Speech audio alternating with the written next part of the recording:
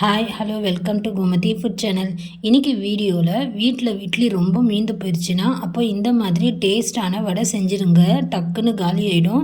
ஈவினிங்க்கு இந்த மாதிரி ஸ்நாக்ஸாகவும் நீங்கள் செய்யலாம். காலையில் பிரேக்ஃபாஸ்ட்டுக்கும் இந்த வடை பொரித்து நீங்கள் பிரேக்ஃபாஸ்ட்டாகவும் நீங்கள் எடுத்துக்கலாம்.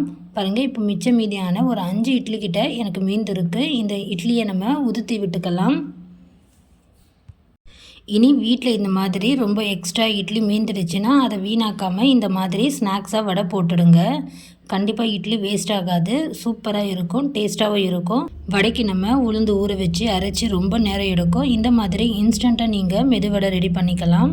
பாருங்கள், இப்போ நம்ம எடுத்த 5 இட்லியும் நல்லா உதுத்து எடுத்தாச்சு.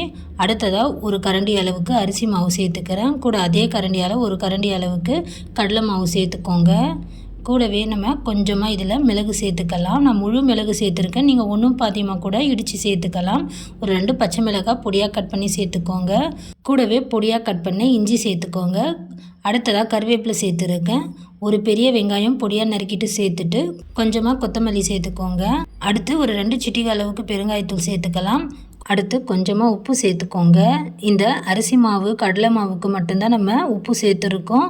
இட்லி அவிக்கும் போது இட்லி மாவில் உப்பு கலந்து நம்ம இட்லி அவிச்சிருக்கோம். அதனால் கொஞ்சமாக உப்பு சேர்த்து கலந்துக்கோங்க. இது மாதிரி ஒரு முறை நல்லா கலந்து விட்டு கொஞ்சம் கொஞ்சமாக தண்ணி தெளித்து விட்டு நீங்கள் இதை கலந்துக்கோங்க.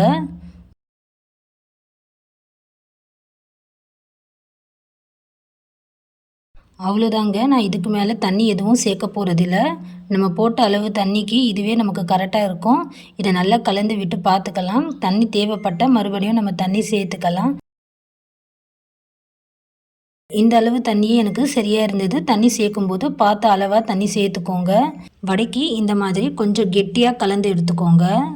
இப்போ பாருங்கள், இந்த அளவுக்கு இருக்கணும், கரெக்டாக இருக்குது. இப்போ நம்ம கையை நல்லா தொடச்சிட்டு வடைக்கு வேணுங்கிற அளவு சைஸில் நீங்கள் மாவு எடுத்துக்கோங்க. எடுத்து நல்லா உருட்டி உள்ளங்கையால் நல்லா தட்டையாக தட்டி எடுத்துக்கோங்க. வடை ஷேப்புக்கு இந்த மாதிரி தட்டையாக தட்டி நடுவில் ஓட்டை போட்டு எடுத்திங்கன்னா சூப்பராக நம்ம வடை ரெடி பண்ணியாச்சு. இதே மாதிரி எல்லா மாவையும் நம்ம வடை போல் செஞ்சு எடுத்துக்கலாம். அவ்வளோதான், ரொம்ப சிம்பிளாக ஈஸியாக நம்ம வடை போல் ரெடி பண்ணியாச்சு பாருங்கள். இப்போ இதை நம்ம எண்ணெயில் போட்டு பொரிச்சிக்கலாம். வடை பொரிக்க கடாயில் எண்ணெய் சேர்த்துக்கோங்க. எண்ணெய் ரொம்ப சூடாக இருக்கக்கூடாதுங்க. மிதமான தீயில எண்ணெயோட அளவு இருக்கணும். ரொம்ப சூடான எண்ணெயில் நீங்கள் வடை போட்டிங்கன்னா உடனே வெளியே கலர் வந்துடும், உள்ளே வேகாமல் இருக்கும். பாருங்கள், இந்த மாதிரி மிதமான தீயில வடை போட்டு பொரித்து எடுத்துக்கோங்க. ஒரு பக்கம் நல்லா வெந்து வந்ததும் தான் திருப்பி போடணும்.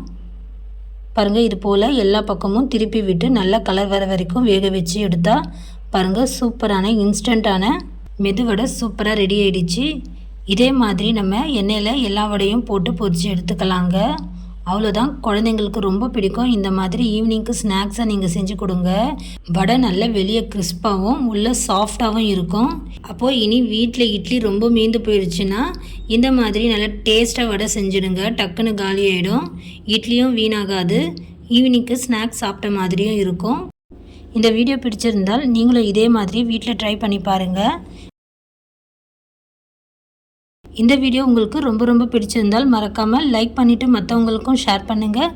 மறந்துடாமல் கோமதி ஃபுட் சேனலை சப்ஸ்கிரைப் பண்ணிக்கோங்க.